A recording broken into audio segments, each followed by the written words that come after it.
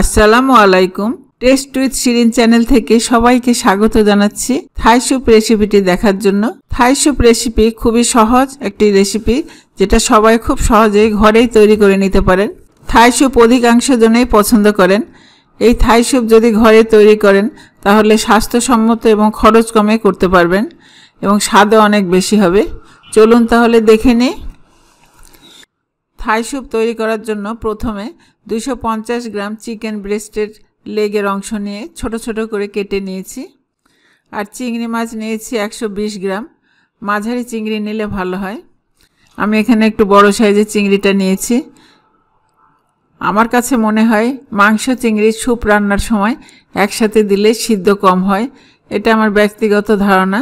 তাই আগে চিংড়ি এবং চিকেনের মাংস আমি 1-1.5 মিনিট ভেজে নেব। 1 চা চামচ বাটার দিয়ে 1 টেবিল চামচ রসুন কুচি দিচ্ছি। রসুন লাল হবার আগেই চিকেনের মাংসটা দিয়ে দিচ্ছি।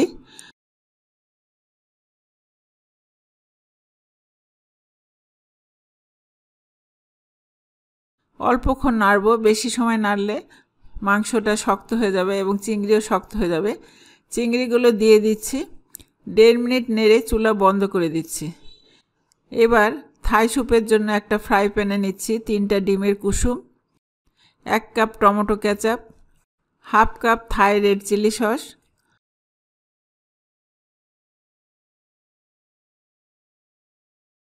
3/4 চা চামচ কাশ্মীরি রেড চিলি পাউডার, এটা ঝাল কম এবং কালারফুল হয়। আদা দিচ্ছি 4 পিস।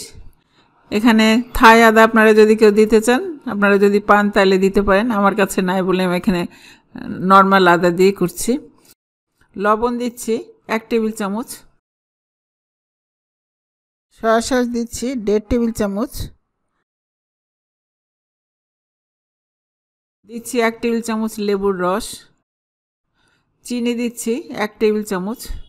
চিনি পরে যদি প্রয়োজন হয় তাহলে আমি নামানোর আগে টেস্ট করে আমি চিনি একটু দিতে পারি। ভালোভাবে মিশিয়ে নিচ্ছি। ভালোভাবে মিশিয়ে নিলাম।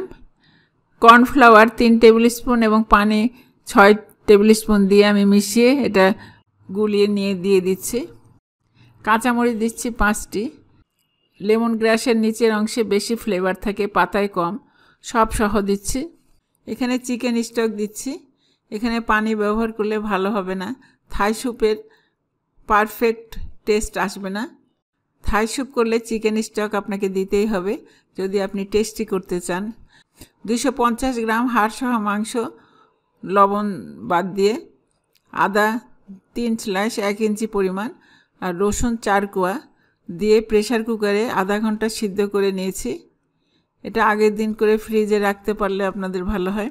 6 কাপ চিকেন স্টক দিচ্ছি। কোনো রকম রং ব্যবহার করব না। চিকেন এবং চিংড়ি দিয়ে দিচ্ছি।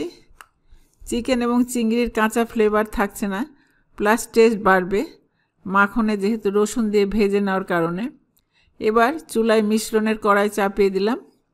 ভালোভাবে অনবরত নাড়তে হবে, কারণ কর্নফ্লাওয়ার যেহেতু দেওয়া আছে তলায় লেগে যেতে পারে।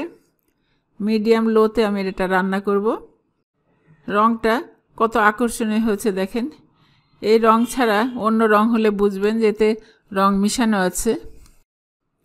নাড়তে নাড়তে ঘন হয়ে এসেছে।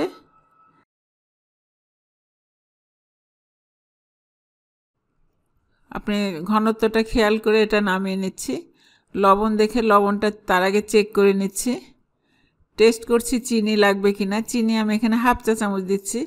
পরে আপনারা ইচ্ছা করলে একটু টেস্ট করলে সুবিধা হয় যে কোনটা কতটুকু লাগবে, তখন টেস্টটা বাড়ানোর জন্য আপনারা ইচ্ছা করলে এই চিনি আপনারা ইচ্ছা করলে পরে একটু দিতে পারেন, লবণ দিতে পারেন। আরও একটু, অর্থাৎ 1/4 চা চামচ, মোট 3/4 চা চামচ গোলমরিচ গুঁড়া দিচ্ছি। কালো গোলমরিচের গুঁড়া 3/4 চা চামচ। এরকম ঘনত্ব হলে আমি নামিয়ে নিচ্ছি। এবার বাটিতে উঠিয়ে নিচ্ছি। চাইনিজ রেস্টুরেন্টে সার্ভ করার সময় যেগুলো আপনার ইনগ্রিডিয়েন্টস ব্যবহার করে সেগুলো আমি এখন তৈরি করে নিয়েছি, সেটা দেখাচ্ছি। এখানে নিয়েছি ভিনেগার দিয়ে কাঁচামরিচ কুচি, আর নিয়েছি টমেটো কেচাপ, আর এখানে নিয়েছি সাদা গোলমরিচ গুঁড়া দিয়ে পানি। স্যুপের বাটিতে স্যুপ নিয়ে এখন টমেটো কেচাপ, কাঁচামরিচ আর গোলমরিচের গুঁড়া একটু একটু করে দিচ্ছি। এগুলো দিয়ে স্যুপটা খেলে অনেক টেস্টি হয়। এই স্যুপ একবার তৈরি করে খেলে আপনাকে বারবার খেতে ইচ্ছা করবে, আর কষ্ট করে আপনাকে রেস্টুরেন্টে যাওয়ার প্রয়োজন হবে না। কমেন্টে জানাবেন কেমন লাগলো। আপনারা ভালো থাকেন, আমাদের জন্য দোয়া করবেন। আল্লাহ হাফেজ।